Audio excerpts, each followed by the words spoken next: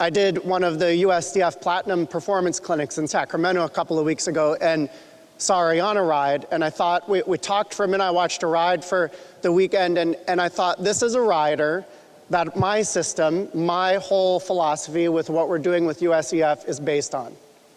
This is a rider on a quarter horse.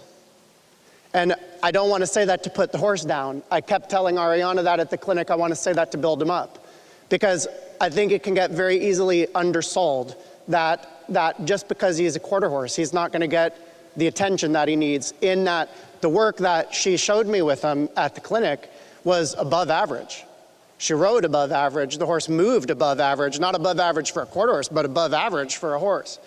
And I think it's, like I said, a rider that can slip through the cracks a little bit. So it was somebody, when I talked to her, I said, I would love you to come down and do this, because I just like to showcase that there's riders out there in smaller areas that maybe don't have a warm blood, that don't have something super fancy, that they're doing dressage on. And the whole idea, which we talked about at that clinic, my whole work with the young riders is based on the idea of creating more people that can train a horse to Grand Prix. And this horse, from what I saw a couple of weeks ago, could do a Grand Prix. There's no reason he couldn't. So I want to give Ariana that confidence. I want to work with the trainer with that Ariana works with that same mentality. Everybody was on board in Ariana's group, thinks the same way. And I want to really promote that, because I think the chance of Ariana getting, Ravel next week to ride is probably not likely. I mean, anybody for that matter.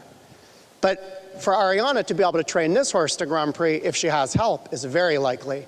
And that's something we want to promote, because if you can train an average horse, quarter horse, a normal horse to Grand Prix, you can train a more talented horse to Grand Prix way easier.